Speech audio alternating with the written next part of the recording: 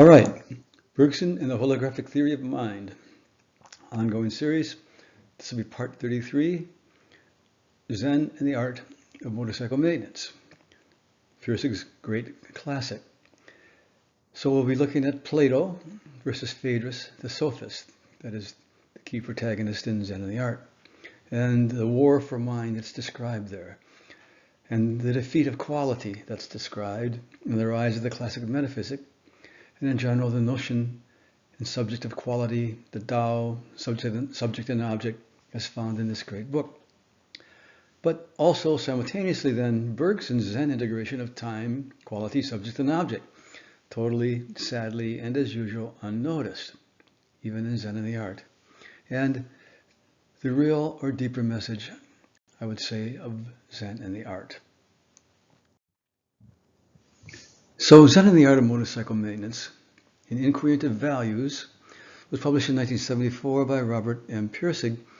He's a guy from Minnesota, wherein I also dwelt for my first 32 years, which is the totality of my connection to Pirsig.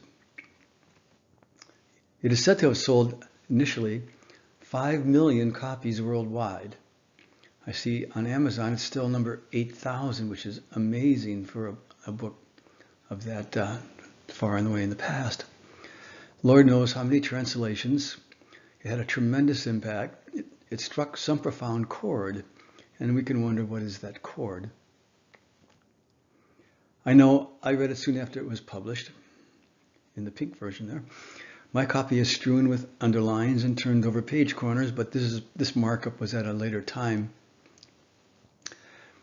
I just looked at a recent interview or Amazon review where the reviewer too had read it long ago and now realized he had thoroughly failed to penetrate it.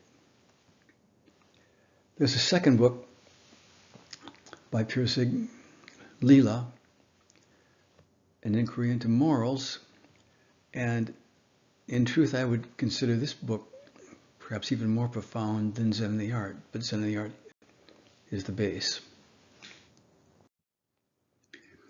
Zen and the Art has two stories. The first, the trip story, in which the second is embedded. Pirsig is on a long motorcycle trip with his son Chris. They are nearing Montana when the story opens. So there's somewhere where the X is there. When the story opens, as you can see from the map, they go through North Dakota, Montana, and all the way down to San Francisco. Chris is, I believe, 11 years old. There is a couple traveling with them initially, the Sutherlands, John and Sylvia. I think they break off around Bozeman. So we have a recounting of incidents of the trip, Pirsig's interaction and relation with Chris, which is a difficult one, an interesting one, discussion of motorcycles and maintenance, where the complex machinery and design of motorcycles becomes a metaphor for forms of quality. And at 65 pages in, the second story begins to emerge. This is the real story. It is a story of Pirsig's former self, Phaedrus. This is Greek for wolf. And we quickly learn Phaedrus suffered, quote, a court-ordered police arrest and permanent removal from society. Removal was the removal of his entire personality, this entire personality, Phaedrus. Quote, destroyed by order of the court, enforced by the transmission of high voltage current through lobes of his brain, approximately 800 mils of amperage at durations of half to 1.5 seconds, had been applied 28 consecutive occasions in a process known technologically as annihilation, ECS.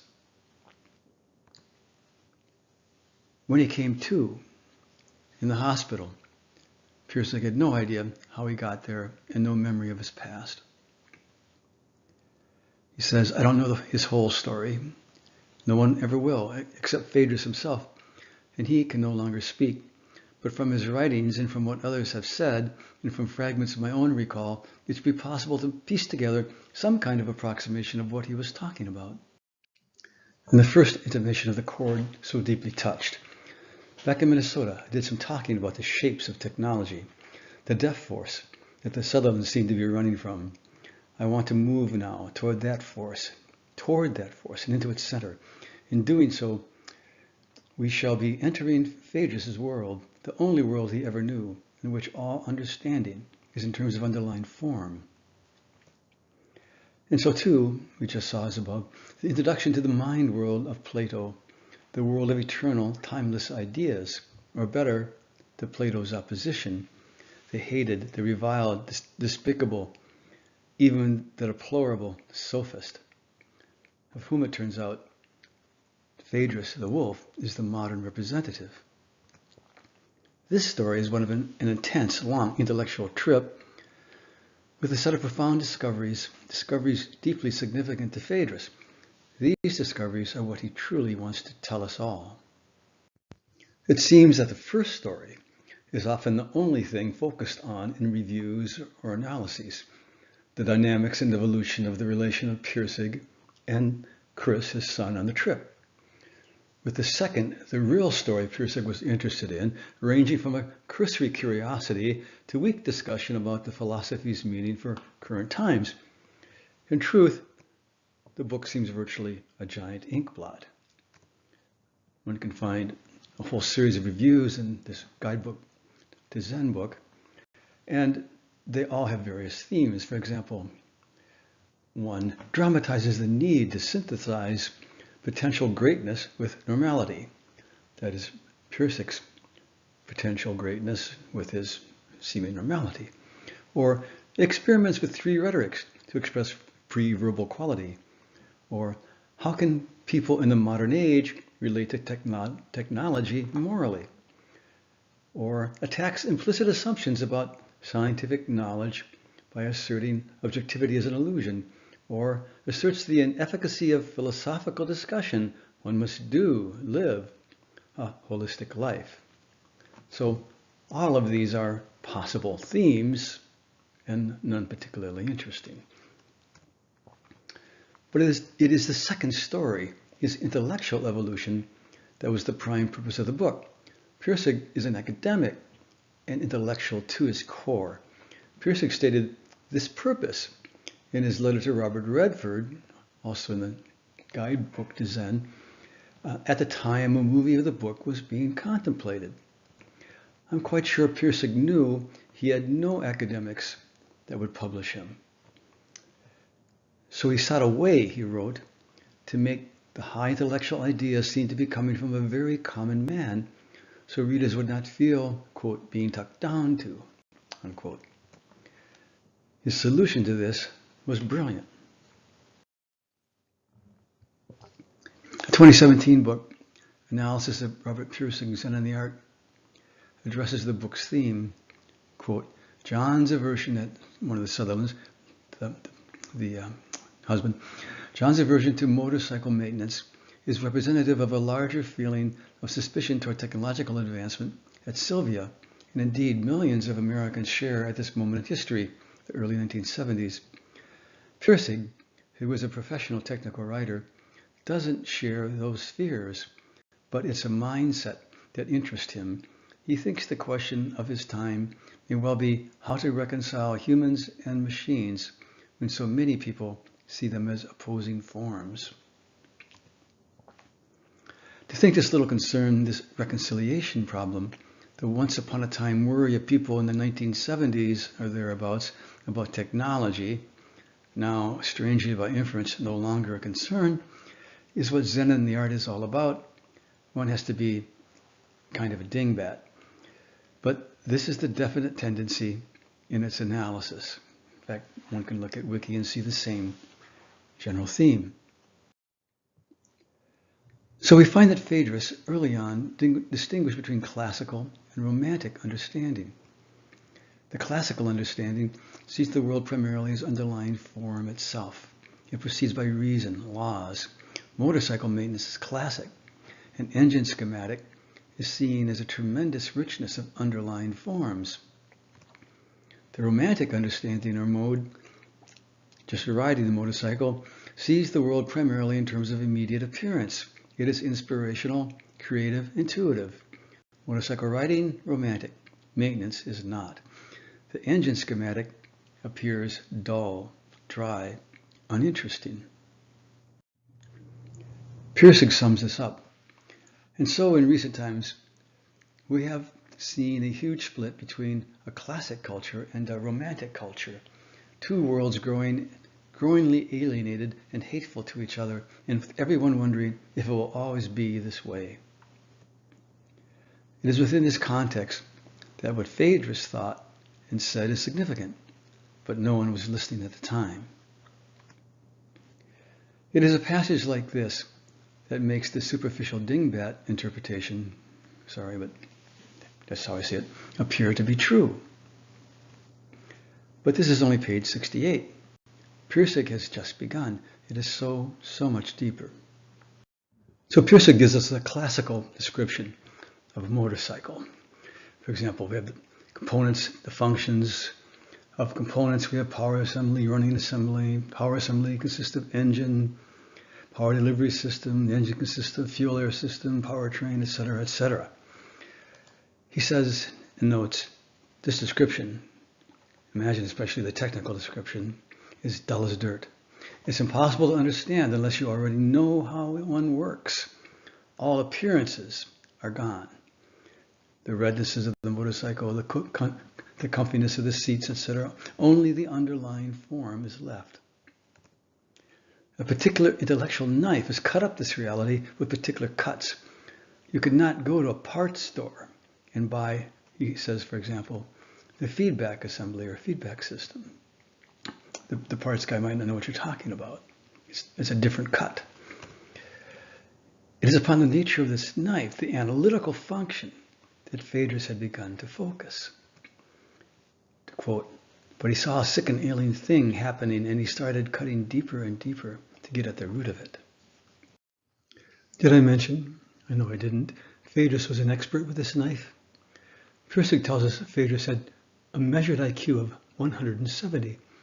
He had finished the first year of college at age 15. In the course of biochemistry experiments, he was struck by a fundamental problem of the scientific method, the unending generation of hypotheses, or the infinity of possible hypotheses, and the decreasing lifespan of theories. That is already the problem of cutting up the world. So this seems to have sent him off into a funk, and he had flunked out by 17, and he began to drift. He joined the army and served in Korea. He notes he spent some period of time in India. He eventually got an English degree, married, became a science writer, a technical writer. Now, full disclosure, there's two chronologies. There's the real chronology of Pirsig, and there's the book chronology. In the real chronology of Pirsig, he indeed went to college first year by age 15 and flunked out at age 17. At age 18, he went into the army and Korea, spent 1946 and 49 in Korea. It appears, I would say, just missing the Korean War, the beginning thereof. In 1950, he gets a bachelor's, BA or BS, from the University of Minnesota, then spends a couple of years in India at Banaras Hindu University studying Eastern philosophy. Then he goes to the University of Chicago, does grad work, but no degree.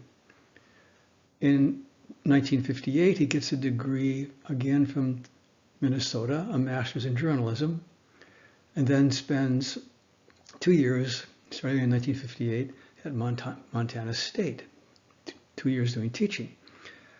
In 1960, he's at the University of Illinois in Chicago teaching, and then 1961 to 63, the problems began occurring, psychological problems apparently, and the electroshocks, and then whatever intervenes between then and 1974 when the book is written. In the book chronology, again, Montana State, 2 years teaching, then the University of Chicago, the confrontation we'll be talking about shortly, then the problems and the electroshocks. In Leela, he notes, the critical confrontational philosophical insight was born at Montana State, teaching writing. So we have the two events 1958 Montana State in the real chronology, and Montana State 2 years teaching the book Chronology. But as you notice, the University of Chicago comes before Montana State in the real chronology, and it comes after Montana State in the book Chronology. And so we start getting on the dividing line between novel and autobiography, true autobiography. This becomes an interesting piece of reconciliation that never gets resolved. Yet one will have the clear sense that something indeed happened at University of Chicago that got just simply transposed in time to some degree. So at what points these next thoughts we're going to look at is a bit unclear. He describes the operation of the analytical knife. The application of this knife, the division of the world into parts, and the building of this structure is something everyone does. All the time we are aware of millions of things around us, these changing shapes, these burning hills, the sound of the engine, the feel of the throttle, each rock and weed and fence post, aware but not really conscious of them unless there is something unusual or they reflect something we are predisposed to see. From all this awareness, we must select. We take a handful of sand from the endless landscape of awareness around us, and we call that handful of sand the world. Continuing, now a process of discrimination goes to work on it, the sand. This is a knife. We divide the sand into parts, this and that, here and there, black and white, now and then. The discrimination is the division of the conscious universe into parts. But this has just begun. The handful of sand looks uniform at first, but the longer we look at it, each grain of sand is different. No two are alike. Some are similar in some way. We can form different piles, shades of color of different piles, size, shapes, subtypes of shapes. You'd think the process of classification and subdivision would come to an end somewhere, but it doesn't. It just goes on and on. That is, it is a division process that is infinite. He notes that classical understanding loves the sorting. Romantic understanding loves just the piles. And now another apparent reconciliation passage. What has become an urgent necessity is a way of looking at the world that does violence to neither of these two kinds of understanding, classical or romantic, and unites them into one. Such an understanding will not reject sand sorting or contemplation of unsorted sand for its own sake, but will seek instead to direct attention to the endless landscape from which the sand is taken. This is what Phaedrus was trying to do. To understand this effort, one must see that an inseparable figure from the landscape is a figure sorting the piles. Then a famous passage, to reject that part of the Buddha that attends to the analysis of motorcycles is to miss the Buddha entirely. But simple reconciliation is far from the problem. Pirsig could have added, cut each sand grain in half, then cut each half, continue, it too will never end, divide down to an atom, begin dividing the atom. And two, he could have said, move your motorcycle from A to B. Now draw a line, a one-dimensional space, from A to B, depicting this motion. Now divide this line, that space, into sections. Take each section and divide it. Continue dividing the line representing the motion into smaller and smaller sections. Ultimately, an infinity of points. Between each pair of points, to capture the motion, depict a new line composed of points. Ad infinitum.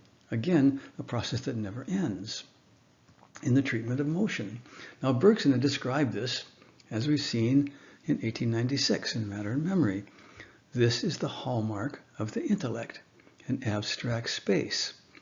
This abstract space, as Bergson termed it, is, in essence, a principle of infinite divisibility. But how does the mind get to this abstraction? Well, this is how Bergson described it. As babies, we are surrounded by an undifferentiated, ever-changing field, the external world. Within it, our body, our perception, must carve out objects and motions. This for the sake of bodily action, to grab a spoon, to hoist a bottle.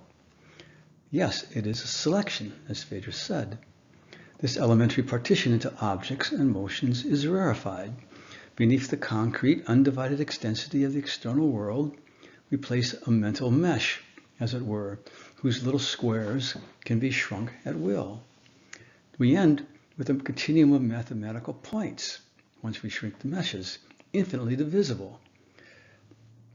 Motion is conceived as a succession of points through this continuum, or across the continuum. Time is simply a fourth dimension of this space.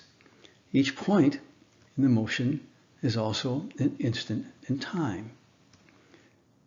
Further, each cube of space, of instantaneous space, being a mathematical point of duration, is totally homogeneous.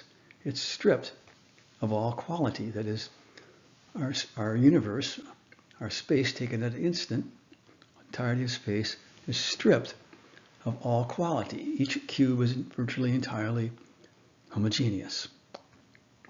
This is the classic metaphysic that Bergson described. And none of this is true. It is just a pile of analytical sand. The reality is, motion is indivisible. It cannot be treated via the infinitely divisible abstract space of the classic metaphysic, the abstract space / abstract time. The time transformation of the universal field is an undivided flow, an indivisible flow, where instants, discrete instants, are, as it were in reality, notes of a melody, each note permeating, interpenetrating, each reflective of the entire preceding series.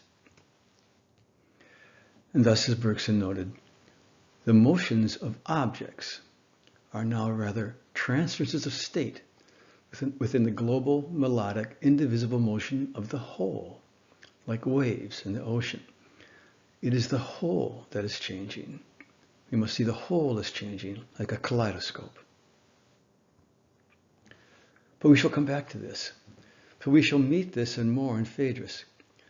This is the point I want to introduce now. All of Phaedrus we will find in Bergson. But Phaedrus was utterly unaware, and so was the audience of Zen and the Art. Further in the story, Pirsig will state, "It always seemed incredible to me, and still does, I guess, that Phaedrus should have traveled along a line of thought that had never been traveled before.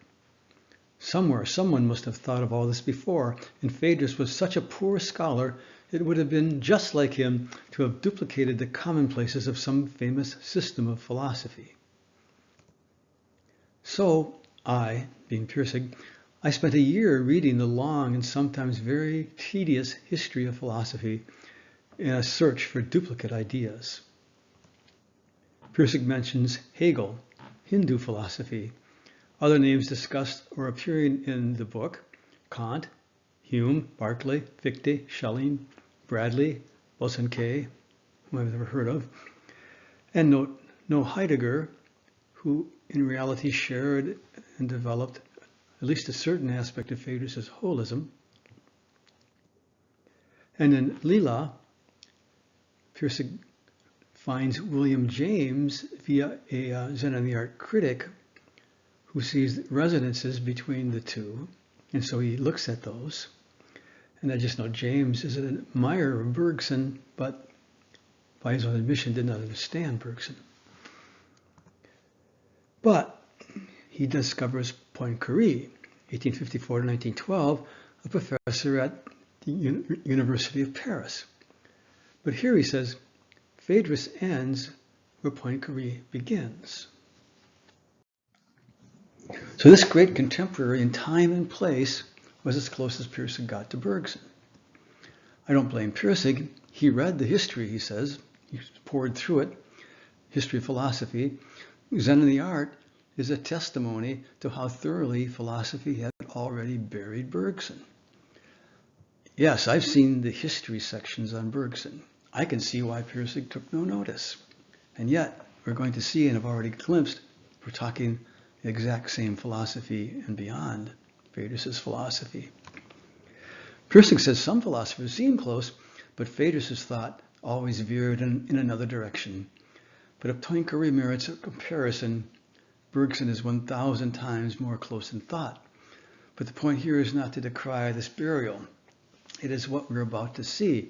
Bergson is critical to understanding the meaning of Zen and the art. So we come in this trip to the significance of Kant and Hume. Hume's position, without experience, there can be no knowledge. Sealed in a room for 18 years, a child wouldn't have a thought in his head, for Hume. This is how Phaedrus describes Kant and Hume. Problem 1, he notes, if sensory impressions come from substances, yet we have no knowledge of the substances, only of the impressions. Substances are just something we imagine. All is in the mind. So the rat there can't come in contact with the substance of the hamburger, just the impressions, the visual aspects. Maybe even the taste, but not the substance. Phaedrus critiques the substance notion. As in the book, I'm not going to go into it. I'm just going to note Heidegger had a very powerful critique of substance as well. And we discussed that in number 27. Problem 2, Phaedrus noted, is causation. This too collapses. It is just one sense impression consistently following another. That is, an egg falls and therefore it breaks. Again, this is just sense impressions. It's not true causation. It's just in the mind. All this per Hume. Kant became a reaction to Hume.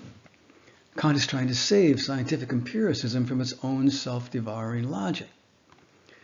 He agrees that knowledge comes from the senses, but though all knowledge begins with experience, it doesn't follow that it arises out of experience. Kant says there are aspects of reality that are not supplied immediately by the senses. These he calls a priori. Time is such an a priori. You don't see it, or touch it, or taste it. The concept of time has to be put together. And intuition, the mind must supply as it receives sense data. Space, too, is such. What we see as reality is a continuous synthesis of elements from a fixed hierarchy of a priori concepts in the ever-changing data of the senses. So, too, is the motorcycle.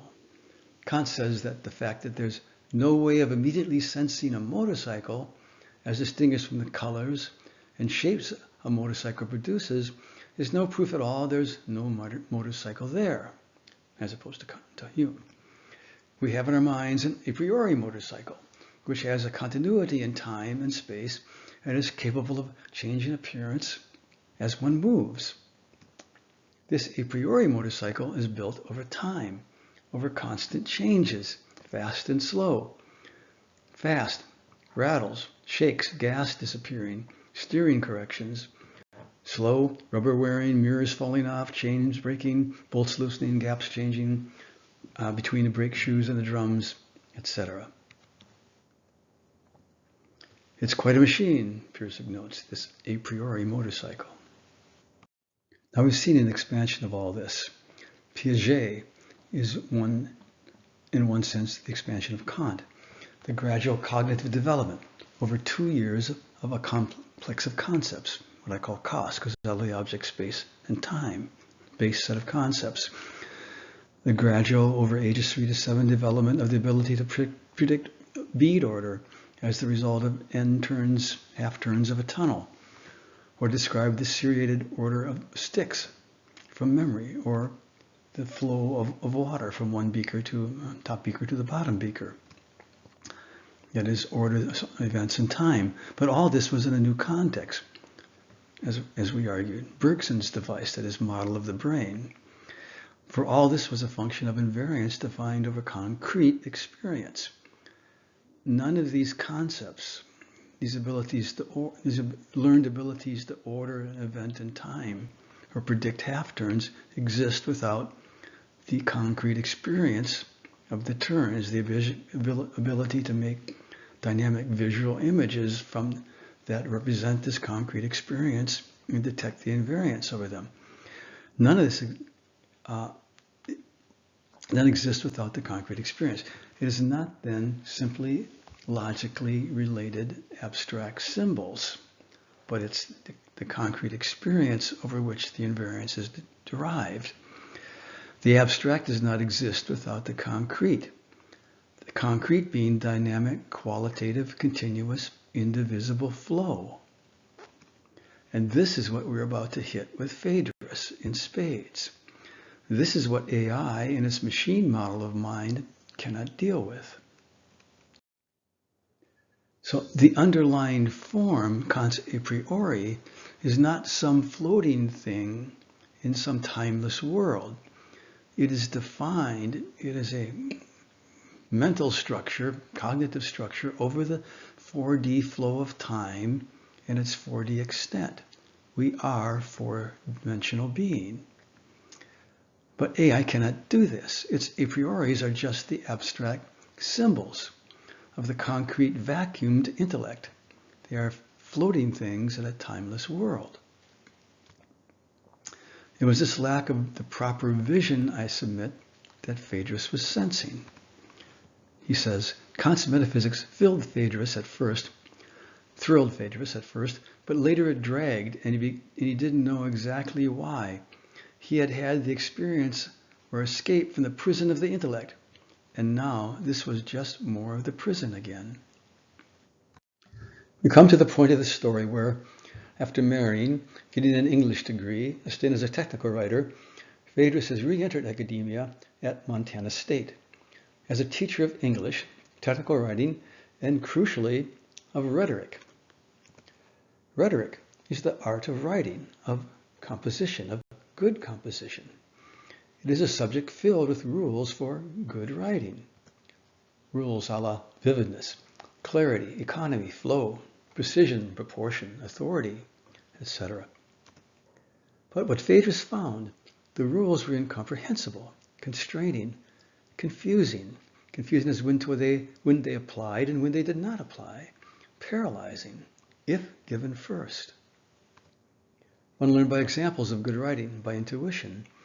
Only then did the rules make sense and serve as conscious guides, and no more than guides. This reminds me of learning a programming language and the principle semantics must come before syntax. When you're learning a programming language, you need to see examples of that language in its use, snippets of code solving certain problems. Only then does the syntax rules make sense. Or do the syntax rules make sense? Computers are syntax directed. That is, you can shove in the rules into the computer and they can at least recognize then when you have a legal program, a correct program in that language. People are, however, semantic directed. This is an entirely different thing. Again, some of this in general discussed in number 13. So Phaedrus, what was he trying to do? He was trying to teach quality, how to write good quality composition, how to recognize quality. And in the course of this teaching experience, Phaedrus was indeed introduced explicitly to this great concept, quality. On the trip, Pirsig returns to Bozeman and to Montana State University.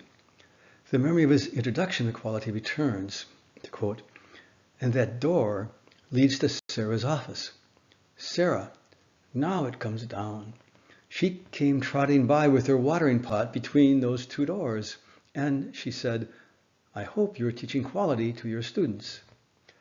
That was the moment it all started. That was the seed crystal. I'm skipping much of the description of the process of his thought at this point, but this indicates its importance. To quote, on the intellectual side, he saw that quality was a cleavage term. You take your analytic knife, put the point directly on the term quality and just tap, and the world splits cleaves right in two, hip and square, classic and romantic, technological and humanistic. He now had to come to grips with two horns of a dilemma. Is quality in the object?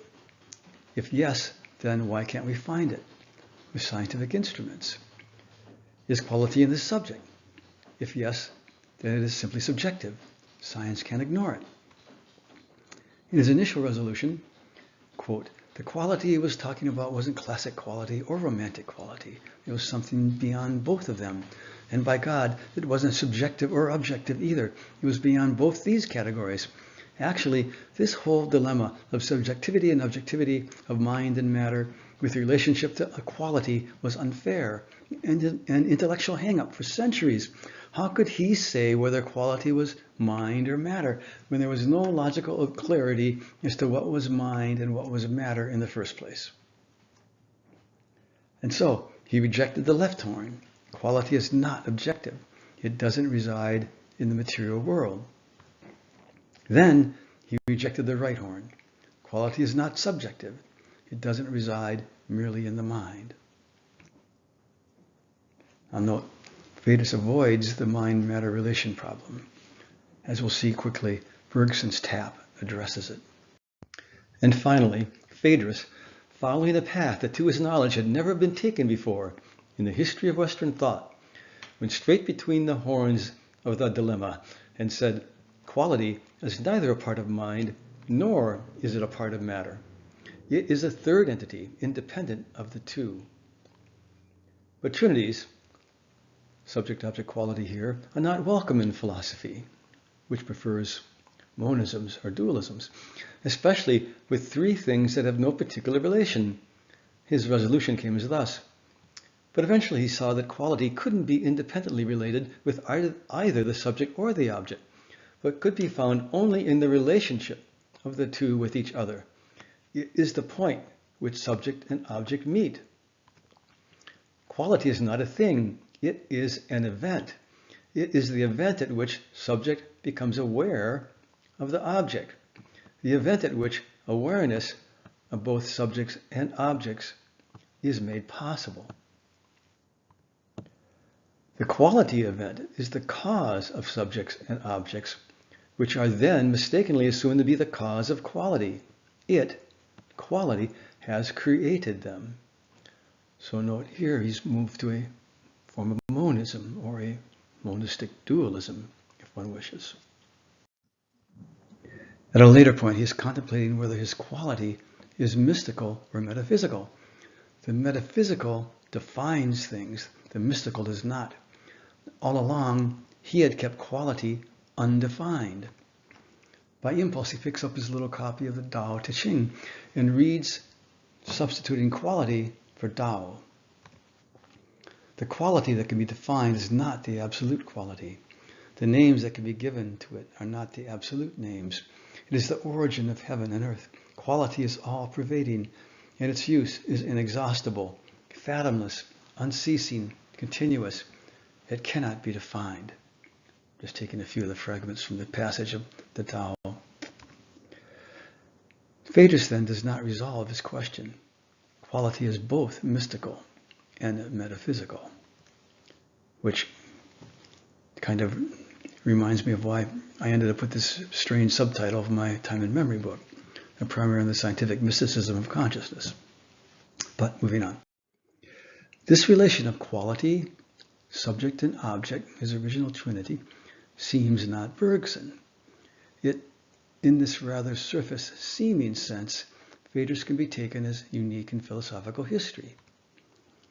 The problem is, it actually is Bergson, simply a difference in emphasis from a different point of tap.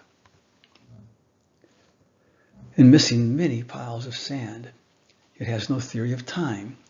In fact, accepts the classic metaphysic. It avoids the mind-matter relation.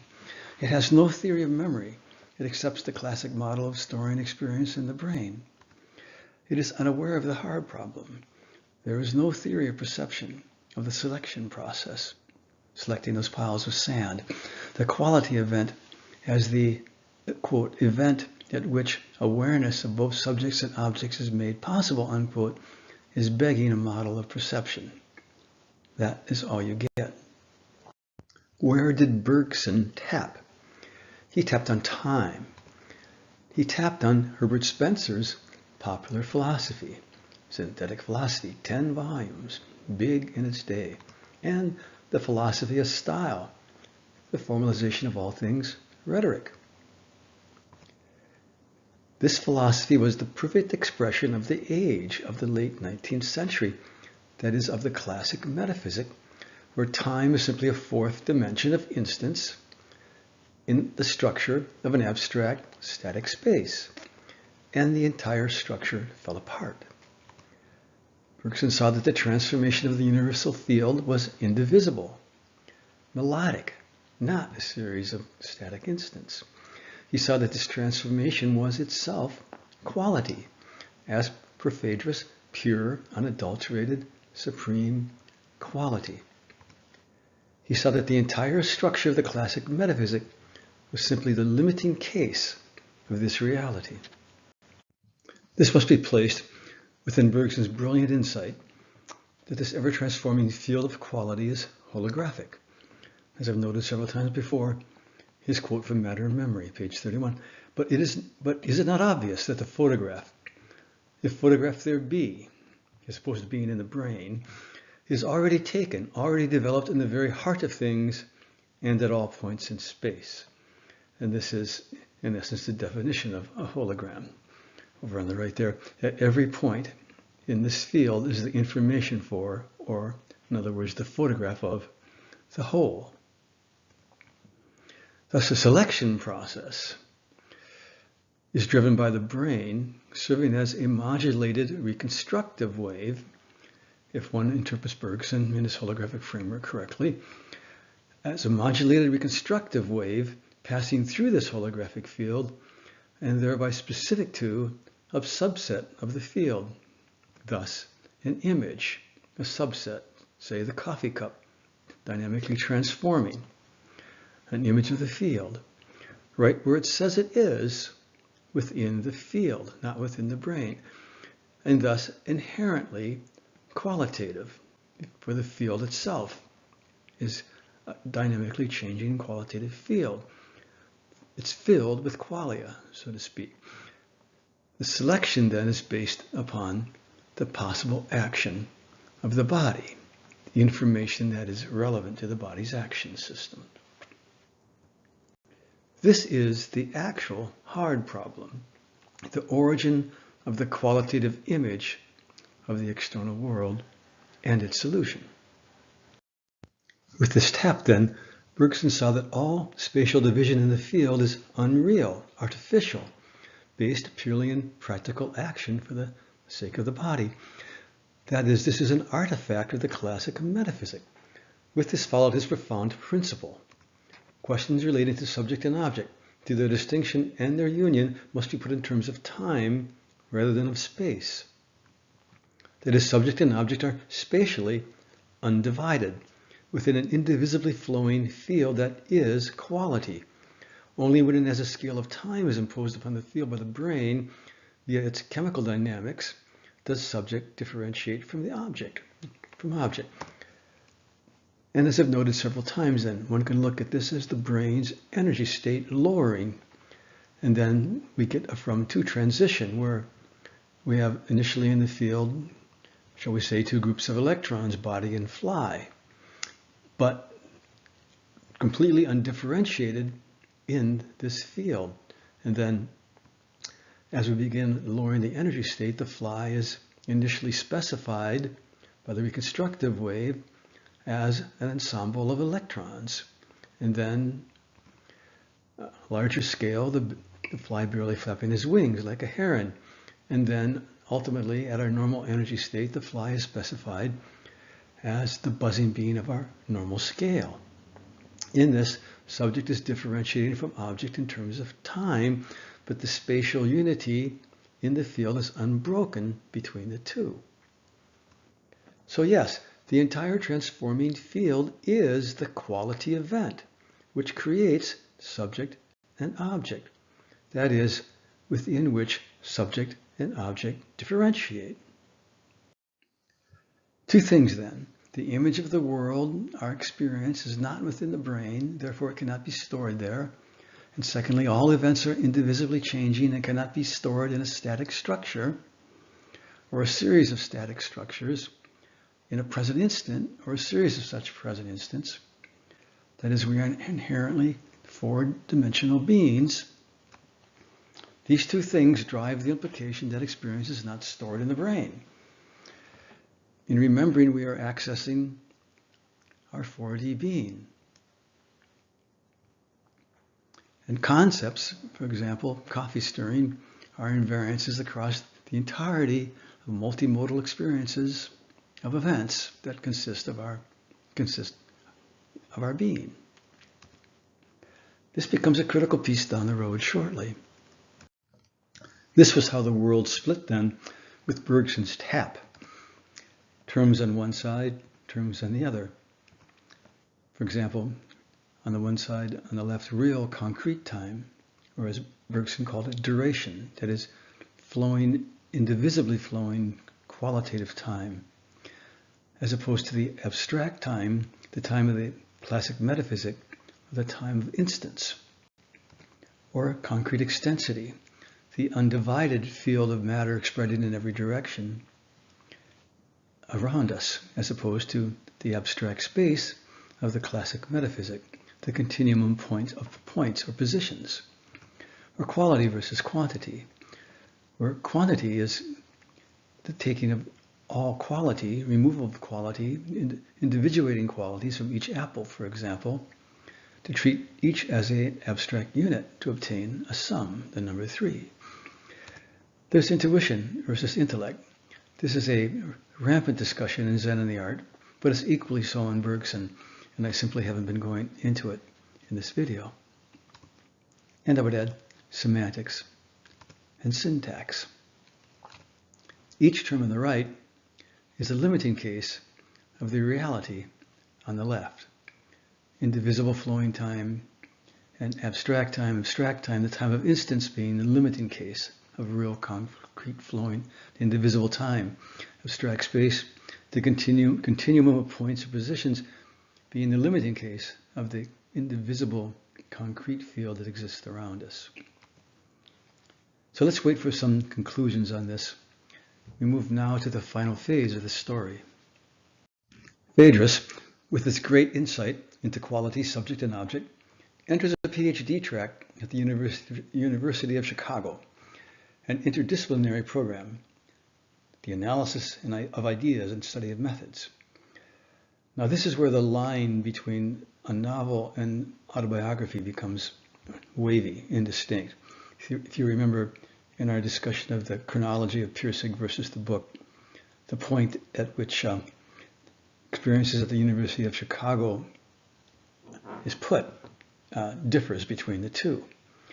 Nevertheless, the experiences that he now writes about seem so vivid and intense that it's hard to imagine that these didn't happen in some mode somehow. But to go on, after a period, he learns to his concern that the chairman of this committee, a professor of Greek, has only given out 2 PhDs in the program's existence. In other words, one must be a carbon copy of the chairman to get a PhD. And there is some strange history behind the chairman that Phaedrus does not understand. And the chairman is an enemy of Phaedrus from the get-go. Now, for an academic, especially one with a bent to breaking molds of thought, this becomes the most gripping section of the book, and I won't come close to doing justice to the intensity and richness of thought in the story Pirsig now begins to tell. Phaedrus dives into Aristotle and hits his discussion of rhetoric, Phaedrus' favorite subject. Rhetoric is an art because it can be reduced to a rational system of order.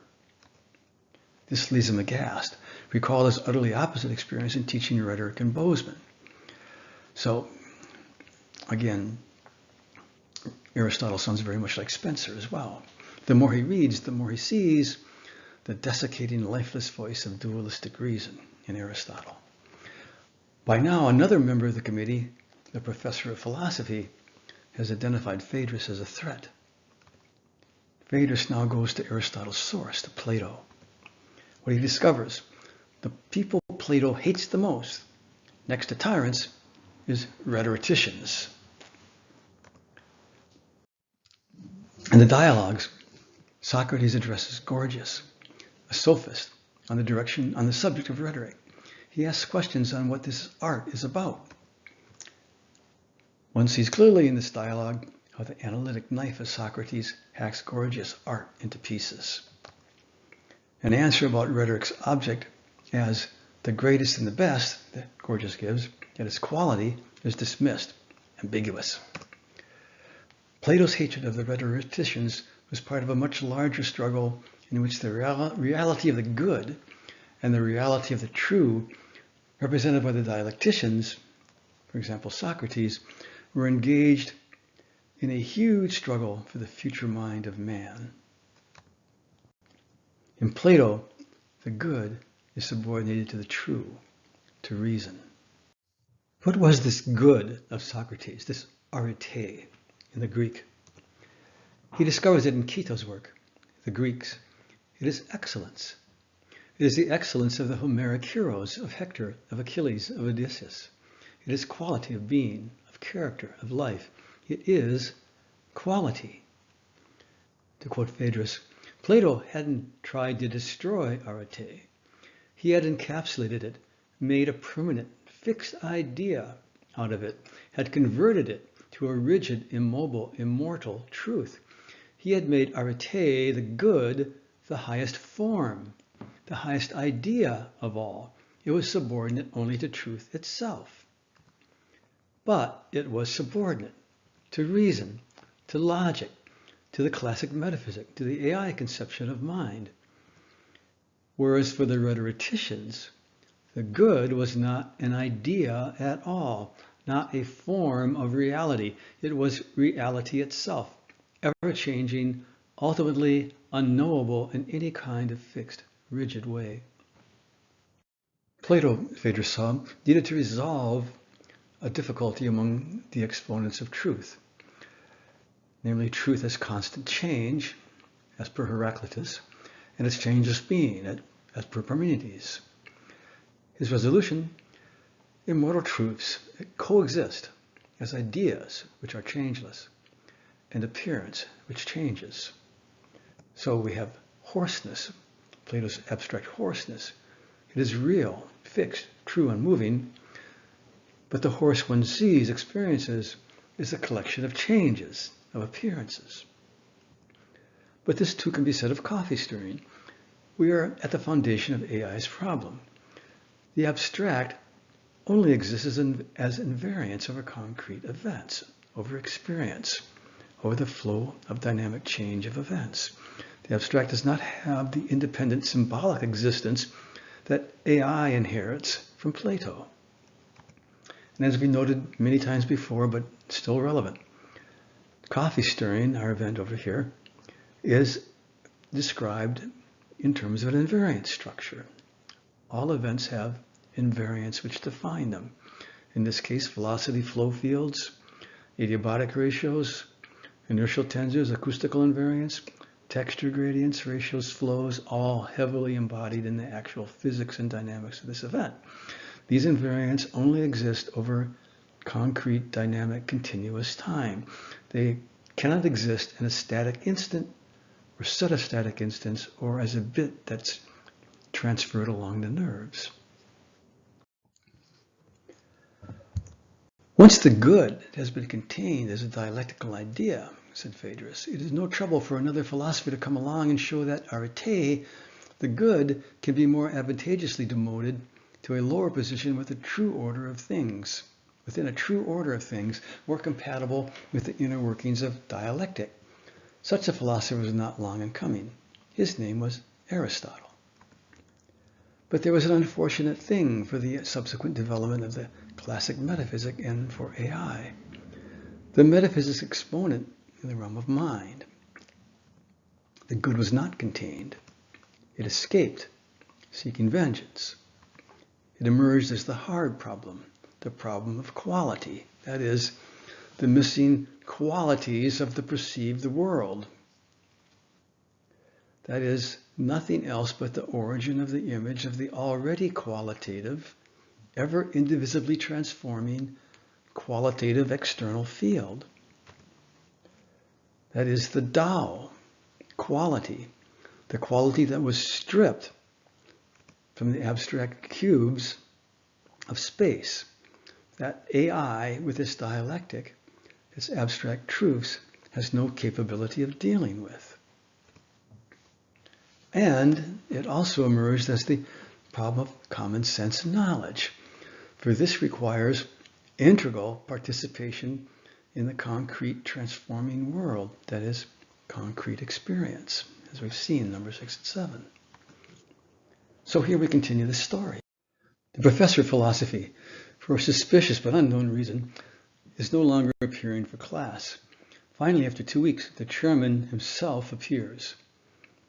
Phaedrus knows a trap has been prepared. The stage is set.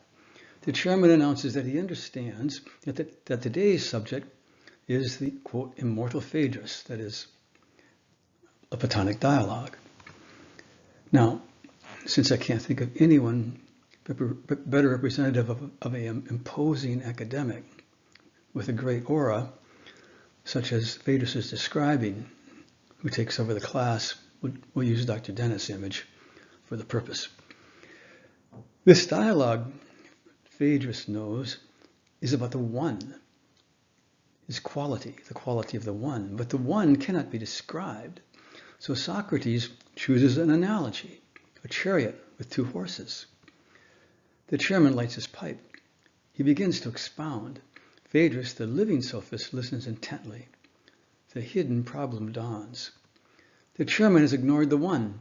He is about to say the white horse is temperate reason. The black is passion, dark passion, or feelings. Or we can add a line with this complex, intuition. He intends to prove the holiness, that is the superiority of reason. The chairman backs up. He restates. Now Socrates has sworn to the gods he is telling the truth. And if what follows is not the truth, he has forfeited his own soul. The chairman sees the raised hand. He is surprised and disturbed by it, but acknowledges it. Then the message is delivered. Phaedrus says, all this is just an analogy. Silence. Then confusion appears on the chairman's face. What? He says. The spell of his performance is broken. This entire description of the chariot and horses is just an analogy. What? He says again, then loudly. It is the truth. Socrates has sworn to the gods that it is the truth. Phaedrus replies. Socrates himself says it is an analogy. The chairman falters, hesitates. Fear. Fear appears on his face. On the fear of the class, he is formally browbeaten with his authority. But he is saved. A student comes to his rescue with a softball question. He manages to proceed. The defeat of the chairman, which implies restoring the good, his quality, is prior to reason. There's an implication here. It's more than just the defeat. Beware the just an analogy. If reason is all based in analogy, the whole classic metaphysic of mind collapses. Why? Because analogy is based in our concrete experience, in the dynamic, indivisible, qualitative transformation of the universal field, in the multimodal events of this field. Our little analogy there, Johnny catapulted the spinach at Big Sister. Because what we have is this, in terms of analogy, is the projection of the invariant structure, in this case catapulting, of one dynamic event upon another, spoon flipping, over which the features on which the analogy appears to be based emerge. In other words, the features are not abstract. They're not abstract symbols that one can use in an analogy program to create analogies. This flowing, ever-transforming field in which these events occur is quality. It is the Tao. It is this in which all analogy is based. This operation of mind cannot be captured by the manipulation of symbols, that is, abstract objects, in an abstract, timeless, quality-stripped space, save in the most superficial way, algebraic symbol manipulation. This is not how we find truth. So the device, namely the brain, which one thinks houses mind, must be able to store the entirety of this dynamic, flowing, multimodal experience. For over any projective mapping of events, entirely new features can emerge. i.e., coffee stirring and the bad computer code stirred Susie's mind into a jumble. You cannot pre-store the features you think an analogy would be based upon in an abstract data structure. They are always new, unforeseen, always emerging by this very operation of analogy. Yet the meaning of words, the structure of language, the structure of logic, the proofs of mathematics are in reality based in analogy as well. Even Penrose, who views himself a bit of Platonist, abstract ideas floating in timeless space, reverse to this dynamic experience or as non-computational proofs, as we've seen several times. As proof of a computation that does not stop is visual proof. The successive folding of hexagonal structures with hexagonal numbers into successive cubical numbers, an operation that obviously will never halt. And why he was attacked then by academics, that is, by chairmen in droves. This, in my opinion, is a deep significance of this remarkable scene between Phaedrus, the living sophist, and the chairman. But this victory was also the beginning of the end. He had earned the eternal enmity of the chairman, for sure. There was no chance of getting his PhD. He went into a descending downward spiral, overwhelmed by the implications of his vision of quality and the implications of its destruction. I direct your attention to the quote at the top. The more he studied, the more convinced he became that no one had yet told the damage to this world that had resulted from our conscious acceptance of their thought, which is to say the destruction of quality. Or was it a spiral into an enlightenment experience? This is left vague. In any case, he was now on a course for his meeting with a series of electric shocks that would remove this persona from the world. And I'd note in the letter to Robert Redford, he says that he argued to the court that he was sane, but was overruled by the judge. Leela adds more in terms of quality, culture, cultural change, social change, apparent and mystical insanity, that is, apparent mystical insanity. But the question nevertheless remains murky. So let's touch again the reconciliation concept of this book. That the classical and the romantic are not at ease with one another is hardly great damage to this world. Note the quote. The more convinced he became that no one had yet told the damage to this world that had resulted from our conscious acceptance of their thought. The failure to reconcile classical and romantic is hardly great damage to the world. What is required is not a simple matter of appreciating each other. Poor romantic appreciating the classical understanding, and haughty classical gaining understanding of the romantic. In a true understanding of the philosophy of Phaedrus, and even more so of the larger framework of Bergson, the adherence to the concept of man as machine admit its absolute limitation. AI as eventually equivalency and exceeding the mind, which humans express, is recognized by all as misguided. The spiritual aspect of the universe is restored. Stripping spirit out of the universe is seen as misguided. Sam Harris, Dennett Kurzweil, all in their camp, seen as misguided. A whole new path to understanding mind and consciousness would be embarked upon.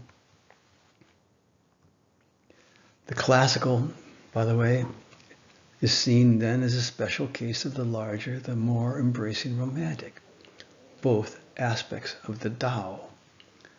But the implication being, one cannot simply destroy the Tao in favor of your abstractions. Bergson and Phaedrus both had restored the spiritual nature of the universe. This is what the audience of Zen and the art had to sense. But like Heidegger and Dreyfus, as we noted in number 27, Zen and the art, in actuality, just got rolled over, bulldozed by AI, the AI mindset, by the very classical folks that Phaedrus warned of. Phaedrus had no model of mind to present as an alternative to AI. The book, superficially, could be taken as only describing a form of understanding, again, aimed only to resolving a need to resolve the classical and romantic. Not that radical a goal after all, the dingbat solution. One can hear the AI folks. Fine, let the romantic struggle to understand us. We will simply continue with our program to demonstrate that mind is just machine.